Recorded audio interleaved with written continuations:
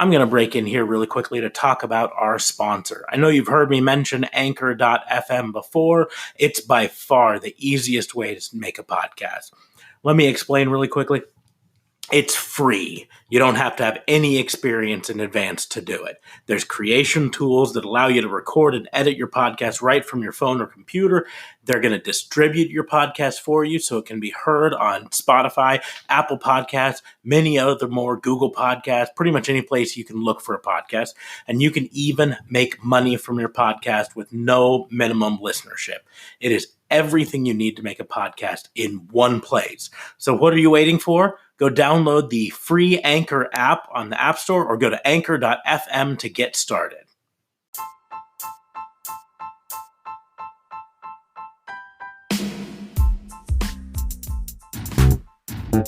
What you are about to hear are accounts of real pro wrestling events.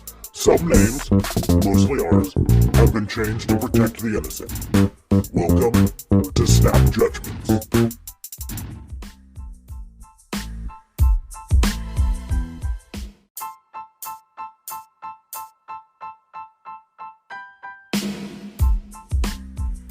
Welcome once again, ladies and gentlemen. It is your witness, Justin JLB, and today we are going to be recapping Monday Night Raw, or just Raw, the March 23rd edition.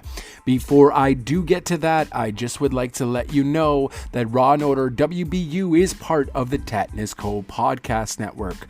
Go to tatnusco.com to find links to all the Tatnus Co. networks, shows such as Tatnus Co. Podcast Uncensored, In the Dice Box, Chick and Hen with SNNW, Basement Bullshit, and Carpool Shenanigans.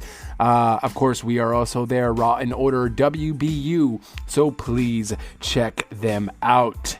Now, without further ado, let's get on to the Raw recap. And ladies and gentlemen, guess where it's taking place? It is not in New Hampshire. It is not in Montreal. It is not in Toronto. But of course, again, it is at the Performance Center, where WrestleMania will be held, and probably the majority of Raw and SmackDowns of the next upcoming weeks.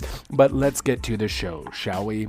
So Paul Heyman starts off the show, basically states that Brock Lesnar is an ultimate beast and he's dominated everyone he's come across, whether that would be Stone Cold Steve Austin, The Rock, even The Undertaker, and he just can't be beat. So this is a video clip, and then Drew McIntyre also has his own video clip and says, yes, that may be true. However, Brock Lesnar has never ran into Drew McIntyre, and that's ultimately going to be the reason why Brock Lesnar loses, and he will defeat him with the Claymore kick. 1, 2, 3. To actually start off the show, you see Paul Heyman in the ring. He does a great promo here. He mentions that we are living in uncertain times, but he can assure you one thing that is certain is that Brock Lesnar will beat Drew McIntyre at WrestleMania. He also then does go on to say that Brock Lesnar will be the champion then, now, and forever,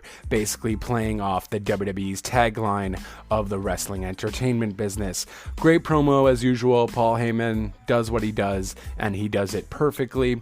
He also does mention as well that Drew McIntyre is just going to be one of the other numbers that have tried and that have lost. So once again, great promo. It's awesome. It then does go to show you the clip of the match at Royal Rumble 2015 between Brock Lesnar, John Cena, and Seth Rollins, which I totally forgot about this match, but honestly, it's probably one of Brock Lesnar's most decent matches that I've seen in quite some time. Again, this is 2015, so 5 years ago. Next up, we got AJ Styles coming out, and AJ Styles does a phenomenal promo, pun intended, against The Undertaker. He basically says that WrestleMania is going to be 2 days, and their tagline for it is that one day is not big enough. AJ Styles then does go to basically talk about The Undertaker. He wants The Undertaker from the yesteryear, and he doesn't want the old washed up Undertaker. Says that The Undertaker hasn't been him since he basically lost to Brock Lesnar and lost the streak at WrestleMania. He does go on to say that he doesn't care which day it's going to be because It really would depend on The Undertaker, essentially, if his wife lets him out. And then he does go to mention the match that he wants to do, and I'm still perplexed by this match, but it is going to be a Boneyard match. I would imagine it's a Buried Alive match. I don't know what the difference would be. He does go on to then relate it to that he is going to bury The Undertaker at his plot, and the only problem is he cannot take his soul because his wife, Michelle McCool, has already taken it.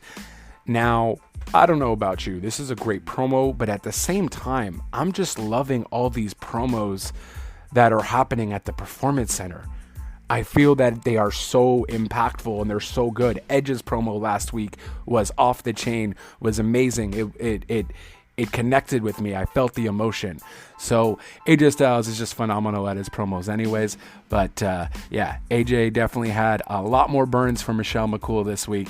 And just a great promo. So we'll see what the Boneyard match really is, but I imagine it's a Buried Alive match. And I guess, well, the commentators didn't even know what it was either. They just kind of alluded, we'll find out at WrestleMania. So we'll see what happens. On to other things, they also did announce another WrestleMania matchup, as it will be the Street Profits, who are the Monday Night Raw Tag Team Champions, going against Angel Garza and Andrade. We then find out both tag teams are going to face in separate tag team matches tonight on Raw. And first up is going to be Andrade and Garza, who will take on the team of Cedric Alexander and Ricochet. And my oh my, this is the kind of matchups that I want. This was definitely the match of the night. This could have been the match of the night for many, many Raws that they have done. This was an amazing matchup, even AEW caliber, if you will. Street Profits were in commentating. They were fun. They were good with it. One little thing that I would like to note is that Andrade actually used the Judas effect. He used the spinning elbow to beat Cedric Alexander, which I don't know if it was a knock at AEW and Chris Jericho, or if that was simply just his new move that they're trying to promote. Who knows? We shall see. So Andrade and Garza pick up the win against Cedric and Ricochet. After that, the Street Profits go towards the ring and they have a little scuffle, and then essentially Garza and Andrade leave. Street Profits are up next in their match as the Street Profits face Shane Thorne and Brendan Vink, who are part of the NXT brand. Basically, this is a non-title match though. And after Montez Ford hit Thorne with the cash out, the Profits mostly ran through Thorne and Vink, who were in an old school enhancement talent role for the match.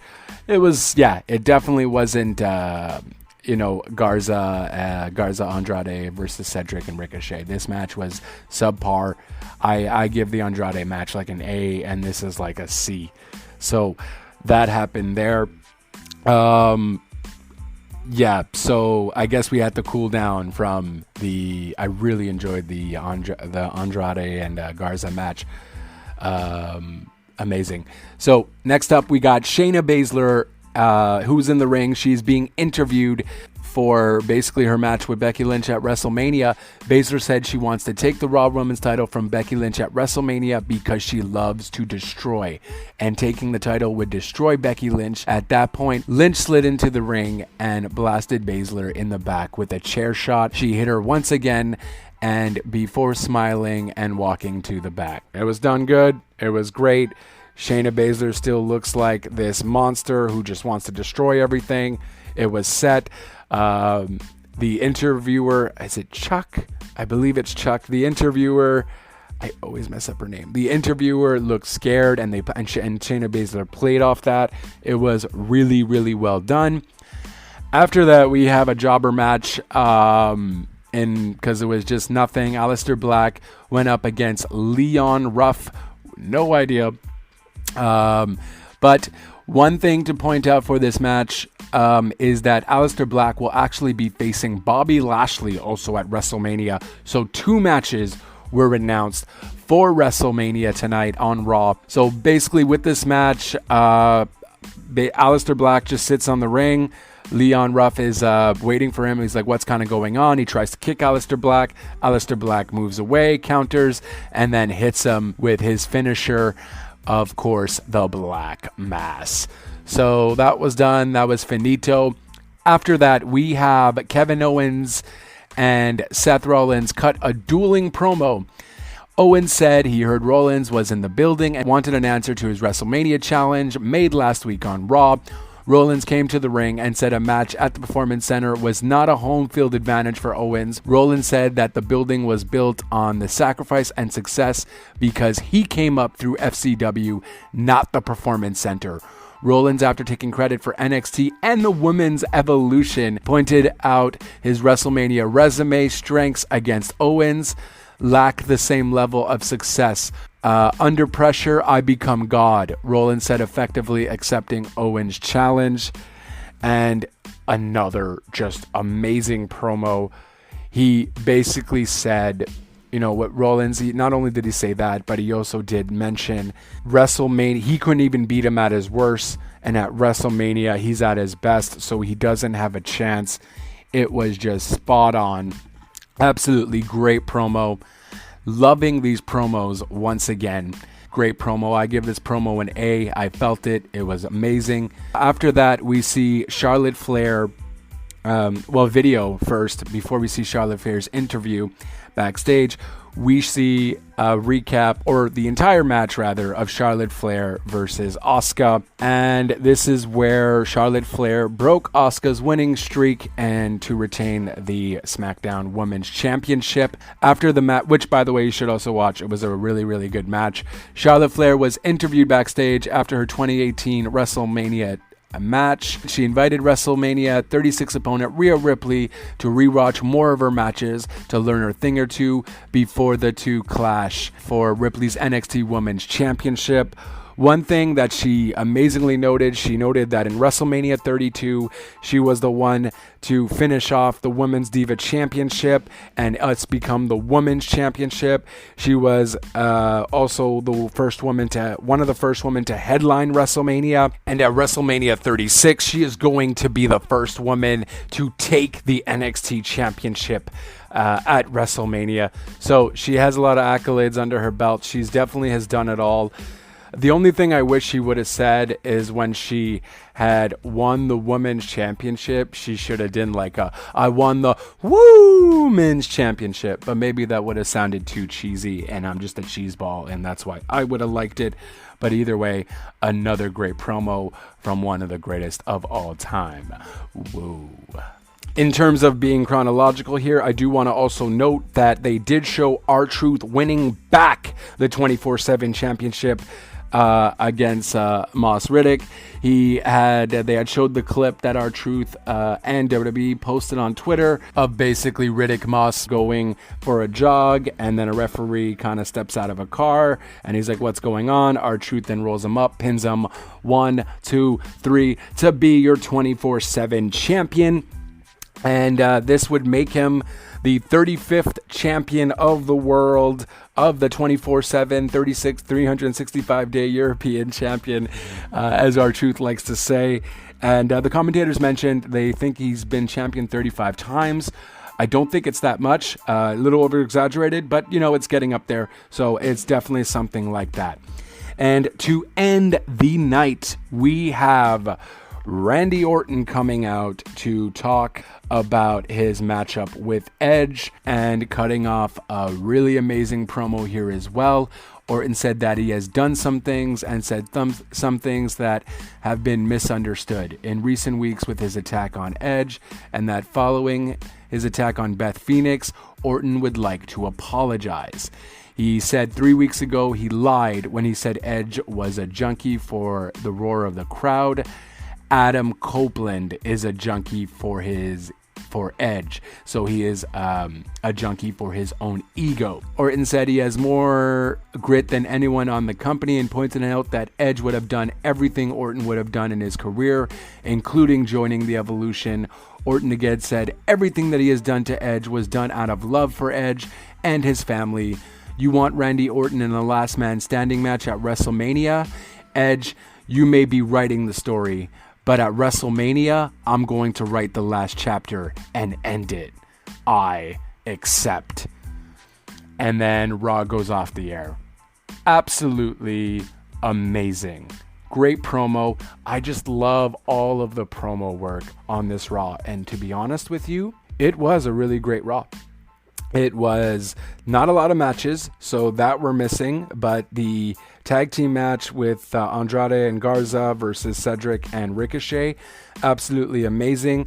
The other matches on the card were just meh, but honestly, that match itself was absolutely spot on, and they should definitely have more matches like that going forward. And yeah, that's pretty much it. And all the promos were just top notch from top to bottom, from Shayna to Paul and Brock to, of course, Randy Orton to Charlotte to the two matches announced. Honestly, the two matches announced were, meh. Aleister Black versus Bobby Lashley. Like, I'm kind of curious. I feel like that might be a kickoff match, if there will be a kickoff show. The tag team, the tag match seems kind of okay. I'm kind of down for that. Down to see Street Profits versus Andrade and Garza. That would be great. I think that match would probably maybe be one of the matches of the night for even WrestleMania if they go full out like Andrade Garza and Andrade did with Cedric and Ricochet. Their camera work was actually well done to not really focus anything on where the crowd is. They made it a little bit more dark too, so you didn't kind of notice, and it honestly helped. It helped. It takes a little getting used to. You got to keep in mind when they did Raw. When they did SmackDown, when they did SmackDown, they were just it just came like really early. In that regard towards the COVID-19 stuff. So they didn't really have enough time to really balance it and place everything they wanted. But they did a great job for this Raw for that. In terms of snap judgments, the rating I'm going to give this Raw, honestly, I really enjoyed it. I loved all the promos, as you heard me blabber about past 15 minutes here. I'm going to give this a 4 out of 5. A 4 out of 5 Raw. I thought promo-wise was spot on. The camera work was a little bit better. This is probably one of the better Raws that they've had. So I'm very curious to see what they did in the ratings. I imagine it will be up. So one thing I want to do every time I recap Raw, what I want to do is I want to give you the ratings of what happened last Monday night. So for the March 16th edition, the Stone Cold edition of Monday Night Raw, it drew an average of 2,335,000 viewers in the USA Network, which is up from last week of 2,163,000. Raw was number 1, 2, and 3 on cable for the day with a 0.76 average rating in the 18 to 49 demographic, which is up from last week's 0.69. So kudos to that. This time last year, March 18th, 2019 edition Raw drew 2,695,000 viewers. The March 19th, 2018 edition drew 3,327,000 viewers. That's, it just goes to show you though, from 2018, they had 3 million viewers, and then a year later, they only had 2 million. So, curious to see what definitely happened there. Well, the product just went down. That's what happened. Vince kind of lost touch. But yeah, so there you have it. A pretty strong Raw last week for the ratings, and I'm curious to see what this week is going to bring as well. I imagine it would be up there. And that is it. That is all. Guys, you can follow me at JLB420 is my personal on Twitter, or at Real Talk Radio 8. And of course, you can listen to us at anchor.fm/Raw and Order WBU. You can find all our socials there as well. Of course, you can also go to our Wix page, and we are going to be doing a lot more on the website as well. Vice's Dark Side of the Ring is back, and the Chris Benoit story part 1 has already released, and it was good. It was really good. It showed you the connection between Eddie Guerrero and Chris Benoit, and we will have a review for that as on our website, as well as perhaps a podcast episode on that as well. Part 2 should be happening soon. I believe it's going to be next week. And I'm blabbering, so that is it. That is all. This is just supposed to be for your Raw recap. So this is your Raw recap for March 23rd, 2020. Once again, go to tatnisco.com to listen to us there, as well as any of the other podcasts they have that are all pretty freaking awesome. Thank you for listening. This is your witness, Justin JLB. Ciao for now.